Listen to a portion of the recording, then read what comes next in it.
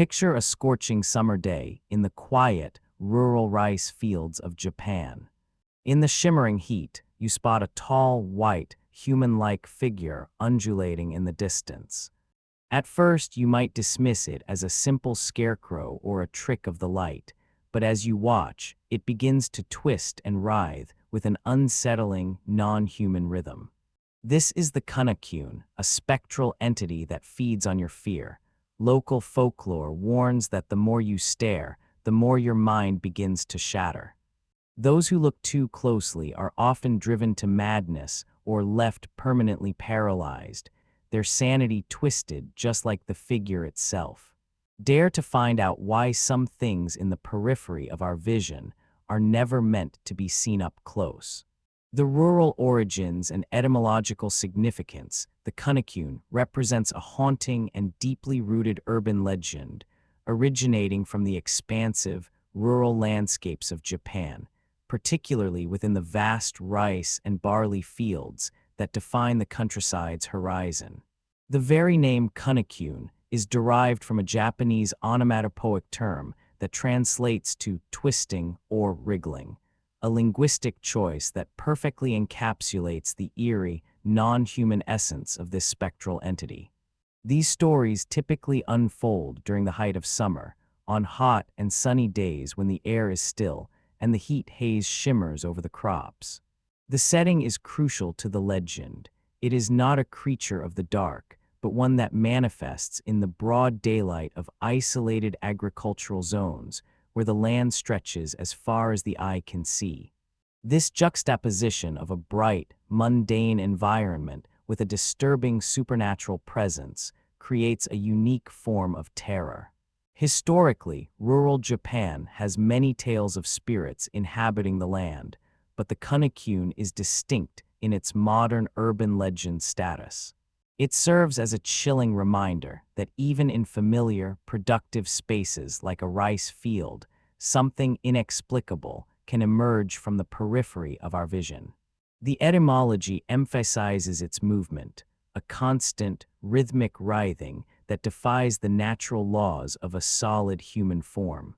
It is this specific motion, described as a wriggling terror, that signals to any observer that what they are seeing is not a simple scarecrow or a fellow worker, but something far more malevolent. This entity feeds on the isolation of these fields, waiting for someone to gaze too long into the distance. The unsettling visual manifestation in terms of physical appearance, the Kunnakune is described as a tall, white, human-like figure that appears in the distance, often mistaken initially for a harmless object.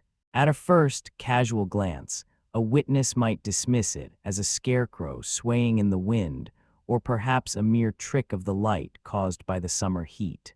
However, as one continues to observe, the figure reveals its true, unsettling nature. It does not move like a person. Instead, it undulates, twists, and writhes like a ribbon caught in a chaotic wind, despite there often being no breeze at all. This visual distortion is one of the most terrifying aspects of the legend. The figure is consistently described as being stark white, which makes it stand out vividly against the lush green or golden yellow of the rice and barley fields. The movement is described as fluid yet unnatural, a constant wriggling that seems to mock the human shape it partially mimics. There are no discernible facial features or clothing reported by those who see it from a distance. It is simply a pale, shifting silhouette that exists on the edge of comprehension. This ambiguity is what draws the observer in, forcing the mind to try and solve the visual puzzle of what it is seeing, which is exactly the trap the Kunnakune sets for the unwary. The longer you look, the more you realize that its anatomy is impossible, a realization that marks the beginning of the entity's psychological grip on its victim. The psychological descent and the trap of observation local folklore regarding the Kunnakune serves as a stern warning against the natural human instinct of curiosity, specifically the danger of staring too long at the unknown. According to the sources, those who find themselves transfixed by the figure often experience a creeping sense of dread that intensifies with every passing second. The legend suggests a psychological trap. The more an individual attempts to discern the details of the Kunnakune, the more distorted and terrifying the figure becomes to their eyes. It is not merely a passive ghost, but an entity that seems to interact with the observer's mind. Witnesses have reported a strange, uncontrollable urge to approach the figure, even as they are overwhelmed by a paralyzing fear. This paradox of being simultaneously repelled and attracted is a hallmark of the Kunnakune's power. It feeds on your fear, according to the legend, twisting the observer's perception and mental state just as its own body appears to twist and writhe in the distance. The psychological toll begins with simple unease, but rapidly escalates into a profound existential terror. The fields where it appears are almost always deserted, leaving the victim alone with their growing hysteria. This isolation ensures that there is no one to break the hypnotic spell the Kunnakune casts over those who gaze upon it. The legend warns that the moment you understand what you are looking at is the moment your sanity begins to slip away, as the entity ensnares your mind through the simple act of being seen. Fatal consequences, madness, paralysis, and disappearance. The climax of a Kunnakune encounter is defined by its devastating and often permanent consequences for the victim's mental and physical health. The legend is explicit about the dangers of getting too close or attempting to touch the wriggling figure. It is said that anyone who makes physical contact or sees the entity's true form up close will be driven mad instantly. This madness is not a temporary state, but a total shattering of the psyche.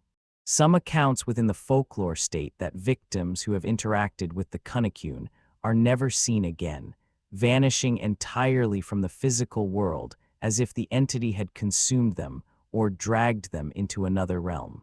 For those who remain, the fate is often no less tragic.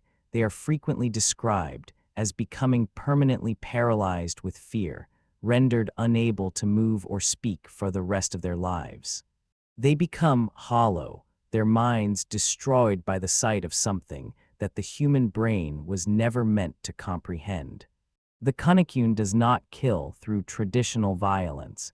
It destroys through the sheer weight of its supernatural presence. It acts as a predatory force that strikes at the very core of human consciousness. The legend serves as a cautionary tale about the boundaries of human knowledge and the price of seeking to understand the wriggling horrors that exist in the peripheral spaces of the world. Once the Kunnakune has twisted your mind, there is no recovery, leaving the victim a broken shell of their former self, a permanent prisoner of the terror they witnessed in the fields.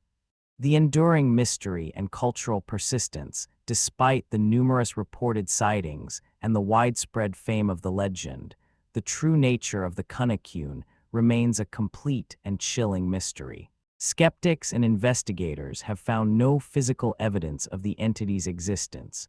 The fields where it is sighted are always found to be empty, with no tracks, discarded objects, or physical traces left behind.